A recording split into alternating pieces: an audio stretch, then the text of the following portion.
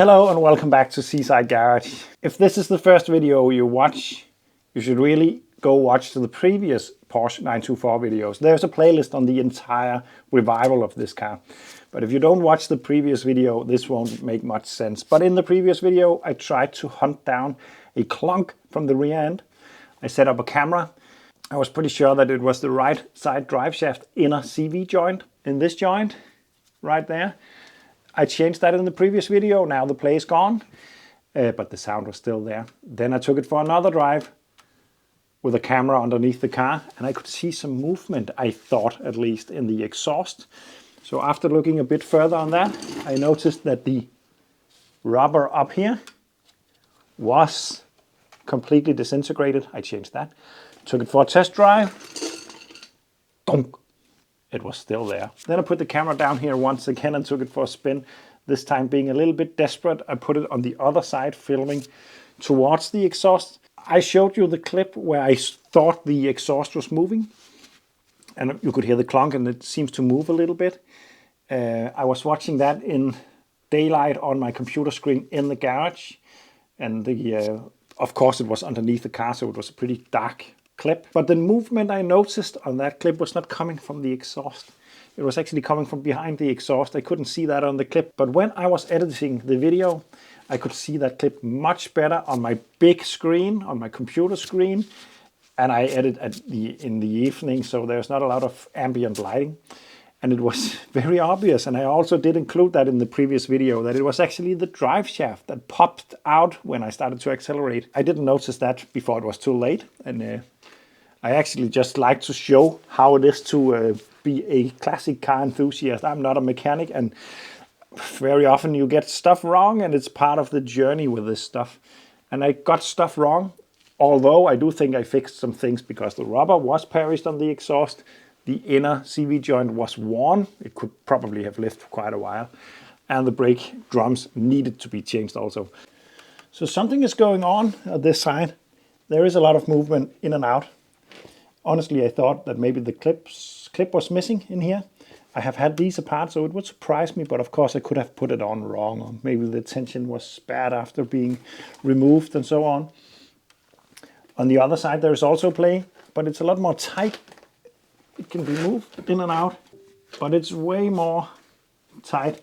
This side over here is very loose. What could be causing that? I'm not really sure. But what I want to do is to remove that drive shaft once again, inspect the inner, and possibly just change it with the, because I got an extra spare. I bought 2 of them just in case. Because it's got to be something to do with that. There is one other possibility though, because take a look at the inner cup from the transmission. That can also move in and out. That is not uncommon. That should be okay, but it is maybe a bit much. There's also some over here, but not at all as much as this. So of course I'm going to make sure that it's tight in there, but I don't think that's the clunking sound. Maybe it. Yeah, this is just very loose. I'm going to remove it and see if we can see something wrong, and then hopefully get rid of that clunking. Okay, so I cleaned up the inside universal joint. The clip was there. The washer was there. Everything was there. Nothing is missing. This do have some wear marks, the pressure washer, which I didn't really expect to see. Other than that, it's just exactly the same wear as on the other side. It got grooves in this one. I don't really see anything. The only thing that I noticed was that it came apart extremely easy. It pretty much just fell apart actually. So maybe there's just, I don't know. I don't think there is much wrong with it. But I got another joint lying around, which I'm going to put in. The cup on the transmission does move in and out as I showed you. It's tight in there. There's nothing I can do about it, so that is going to be wear, or there is supposed to be some play, but maybe it's a little bit excessive. If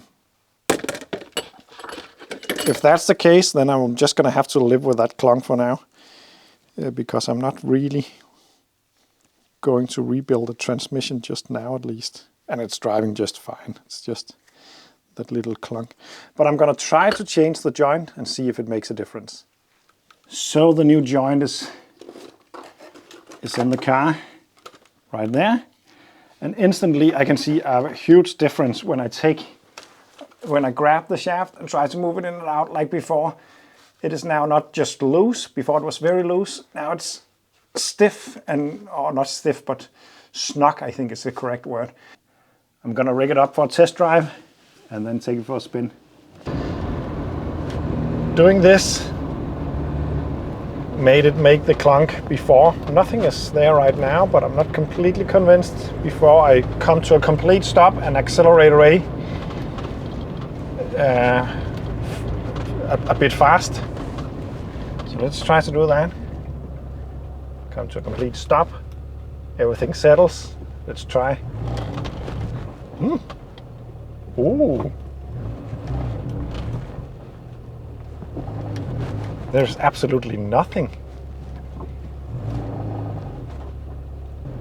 To be honest, I wasn't expecting this to work because I didn't really find anything obviously wrong with that CV joint, other than it was really loose. But it got to be the problem actually, because now I cannot make it. Oh, I fixed it. How nice is that? Oh, I was actually starting to be worried about that. Or maybe not worried, but I was starting to think that the clunk was coming from the differential input in the gearbox going to the wheel. Because as I showed you, there is some inwards, I think it's called axial play, which it is supposed to have, but I think it may be a little bit much. But apparently that's not a problem, at least.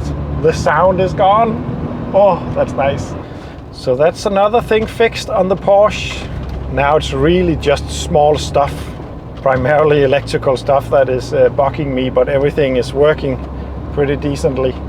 I just filled the tank and it's returning around 9.5 kilometers on a liter. I was hoping for 10 to 11. That was maybe a little bit optimistic, but on the other hand, it's 9 point something right now. And the last couple of 100 kilometers has been a lot of short test drives and a lot of flat out driving on small roads. So I think I could get at least 10 kilometers on a liter if I started to use it on longer journeys only and try to maybe not go flat out all the time. Anyway, thank you for watching and see you in the next one.